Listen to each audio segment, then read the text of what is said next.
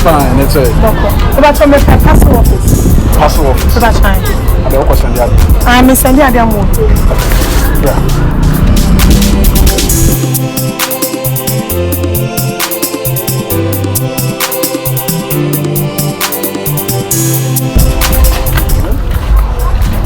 Na parcel office hard my baby.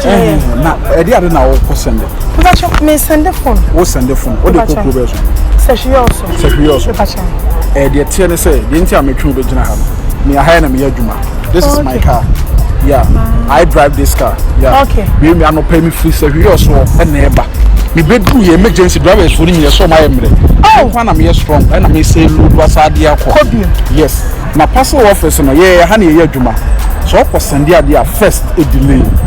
So ko send dia free here to secure so what the parcel office it be take about 4 days. Hey! And send through her. So what is and a phone bay. The battery iPhone 11 Pro Max. 11 Pro Max. Parcel office will be 500 cedis. Huh? Yeah. So phone the board na ye hwe ade no e bo na e dey charge. Yeah, asemo. Enti me kwa no na ka nipa be me nupe na ye ma. Me kwa no me du sesi a. Enti wo de ba kwa ma me. Me si kwa so a cha 1 at 30 minutes madu. Enti me be kwa ma ntu de ma 200 cedis na me nya na shabu shabu. Me just say 200 cedis na me fan kuma sesi a. Huh? But so so mama 100 cedis. I mean any we be kwa parcel office no. But in 4 days they mean to me. If I so here for no money ya me sro. Enti na me ka kire wo say just give 200 cedis. Mama dia ma wo fast me deliver ma wo. Now all the brand we buy. Me am say me ko to bia ba. Jai bra. Yeah, adwuma na no an ye nti nim adwuma dada. So what you say? Me da say. Phone e kama de. Oh, so ni na me hwe say ni so. Me ba try kram.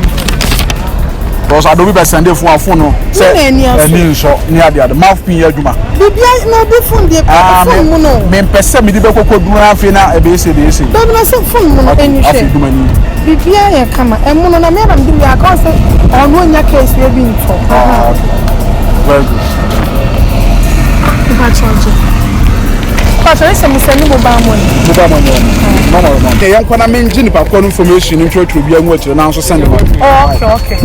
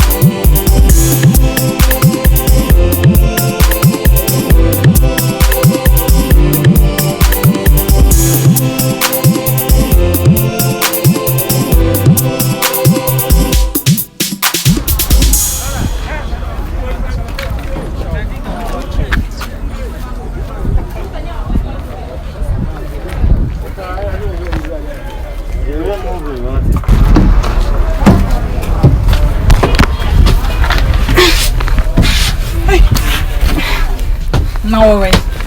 On the bus we na dey no ochi. Into away. Na emu nya na bai. Yensi ne nkwohwe no. You ni Mr. Sikaria na no ochi bus we ya. Okay, see a bedroom yard. Me na ba. Oh, me so be ha. Nti se be se nko. Nko hwe no. Man bi sani din o. Be se me be hu no. Ma me nko hwe ne number no na me fa enu dum empe. Shey no empe na ka we do nya hodi ayam fo.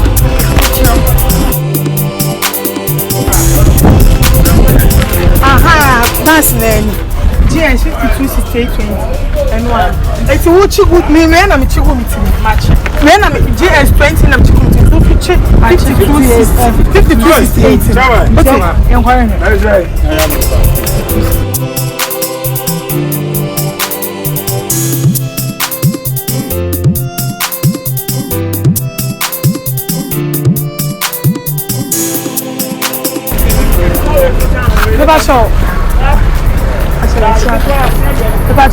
Ya pekana akose shi yoso no GS 526820 ya pesa driver na wochi le ba cho oye wrong parcel ma ye ne ono ne parcel abedi ho no ana e foi no so oye adwuma wa hase no born in myself am ren eno ntine na le ba cho ono momo bi na sende ama no na Ebesi. na se besi ha ana besi eso.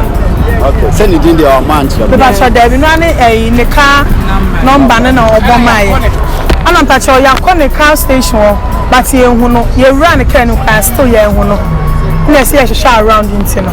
okay we dey send nya bone bia na me se bia ja mu beche na dey o say engineer o say an kan nya man to didi wa ha Le ba cho ma se da pa cho.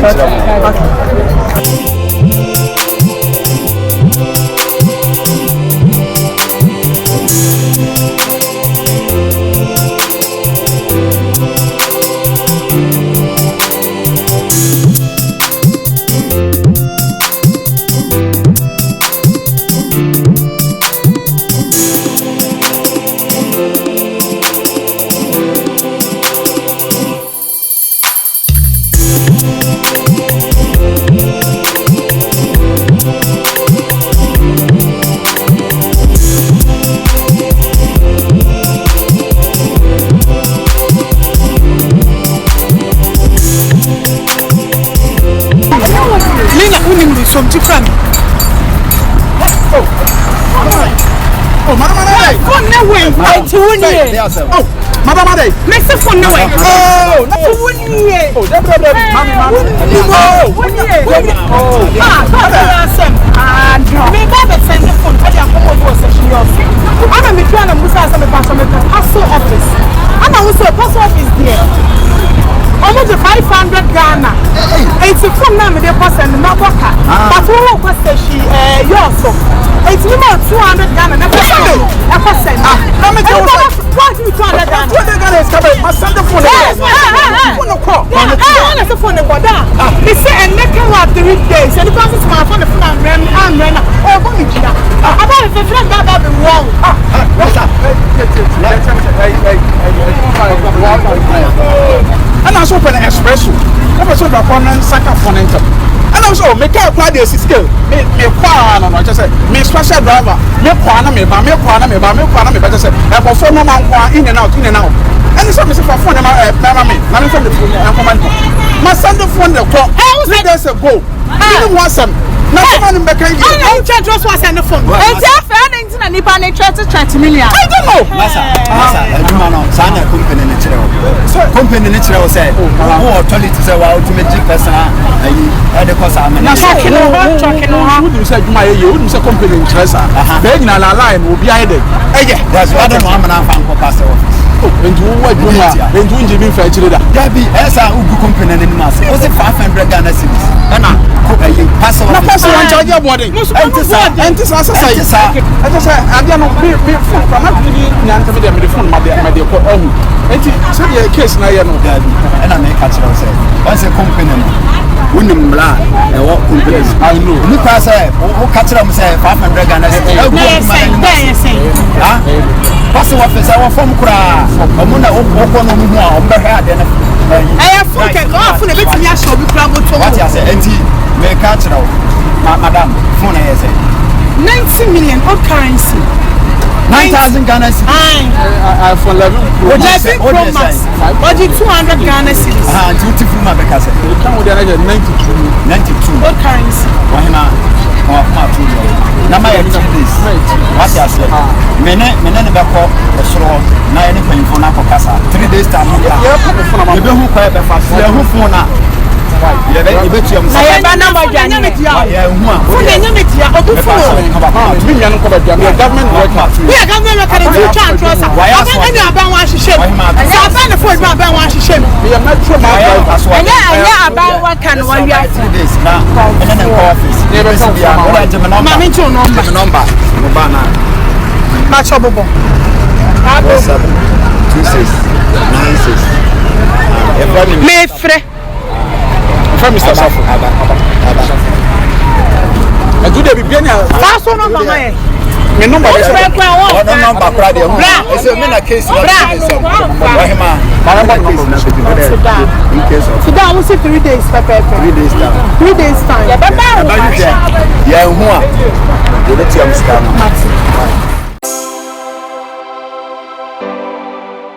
Me say. You say mama bi am fa bia no me nukren. Papa bia nim. Ya yenhwe ma yeni mani anansem hunu nko a. Tina me dwane abeto am. You say no wonim line no. Bogus for ni bi ma me nan ni. Me worry ba akona da yidi. na chese metini ya wo pese me peboga ma no wale. Boga na chese obi a wote abrochire nyesa. Yes. Very good. Adwuma na nya dwuma. Me madwuma me ye no no. So what you say? Me ji wudi nti na ba won chen. E ma bebre na wa ha me na mama boga fa be ware mu. Ye chan ya wote ase hai. Na nse we di na akwa na be ye. Me na de sa boga na ma no. Wow. Yeah, boga no filo so to. Boni ni no afena ma me. Lo so to dem mpe. Say e wo country bia ndom me obi wo Canada. Wo ko Canada. Me wo MC Milo ho. Me wo Just Lord ho. Just a Canada de me boga is bebre ho. Be Canada mpe UK. E na wo ko US nso a. USA say Mr. Patrick US.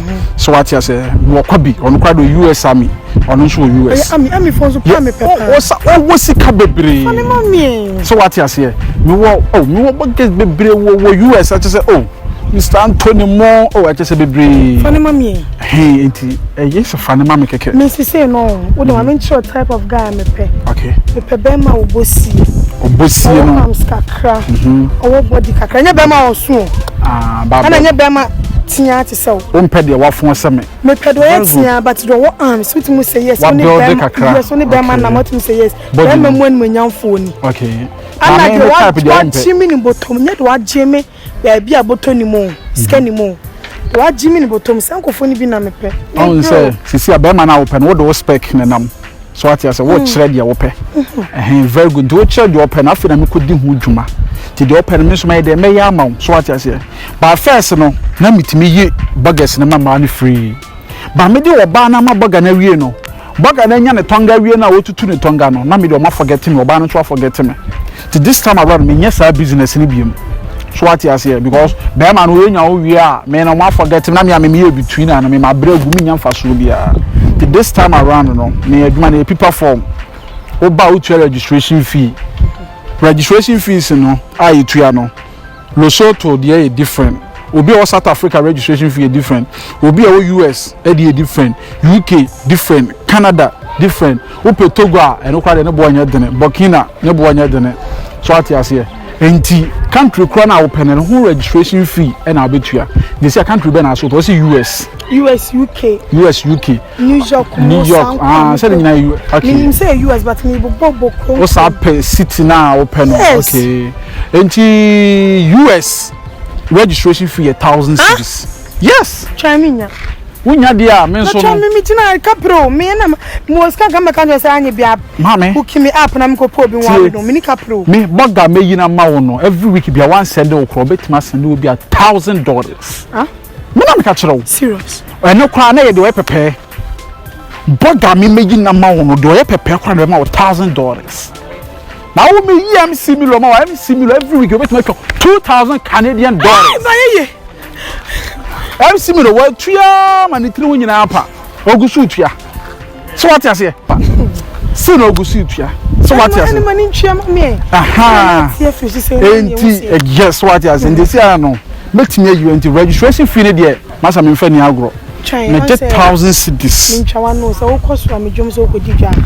Ya bobo de abo na we nya so am dwom dwadie ma me emfa nya mfa to ho emfa. No aye adabraka enti adabraka last our cry so. Last our 1,000 the minti so biem. E bia wonya ne nyina so metime tu ase dasem di se be so. Wonya ni onjini on te so. Ti de minti so. No de nya no boa wa ni. Ah minti so na se wo mpra ne obetimi akọ me business am ye de me fam business da go enti ne akiri. Why? Sure. Yeah. Me business na me yan kwara business na me yo. Me ma obi a wanche bia wo be ye no wo gina wo concert. Mama ma 600 and misro. 600 men, you betimi 600 ama me. Ba 400 na kan later betua. Okay, we dey mati. Sure. Mama adwuma na ye no obi a didi na adwuma ho. We no krom obi a wo certificate o de ye adwuma. Me between na me sheda ko ho school East Logon. So what you say?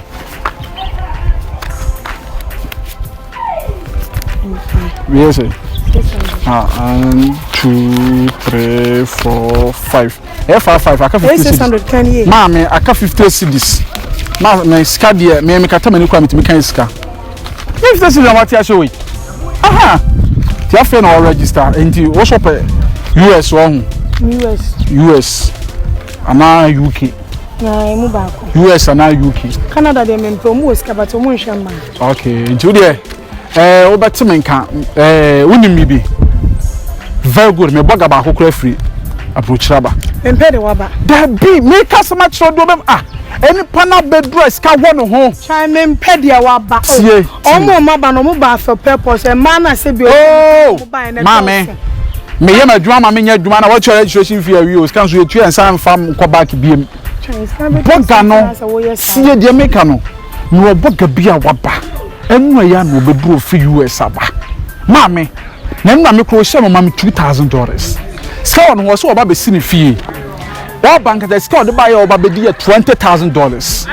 So what you say? Enti me de boga ne be ba ho wo fie nsuanchire. So what you say? Don't worry kra. Me do da so me de boga na ma do ne be de wa wasem. Enju de bibia ni a enwumre betime nka. Okay. So Ghana wa bagana. Oh na ya na obedu. Boga pa ice block one hu na de bia wode no. Kunkuntan. Oh, would you ever me near Tadden come for free be ashamed of time come dress with the dress at home in the bench any with the dress at home. And I say a prophet I'm very answer now.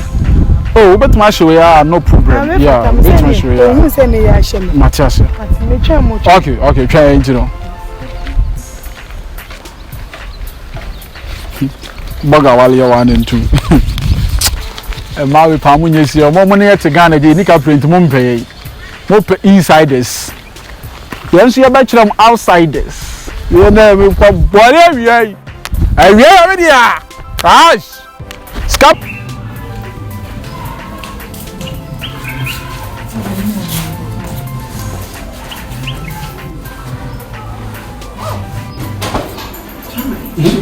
eso do wo yo boka wo le jangwa sama so be ne do Get gentle. Get come off.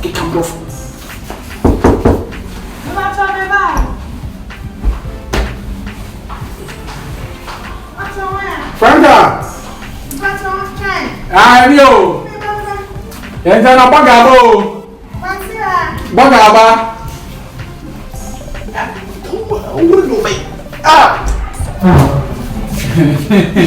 Oh, Mr. Franka. Now where are you? Yeah. How are you? I'm fine. What about you? Wow, I was being good. Are you from Franska? Yes, please. Wow, you're looking gorgeous. I was saying, we want to go for what time we just no what US. Don't know what you want to and away na do so pagana but it's just additional for. So what you say? Where boga? Dinner from just come down a little bit that I understand you. Would make quite straight, you know. Okay.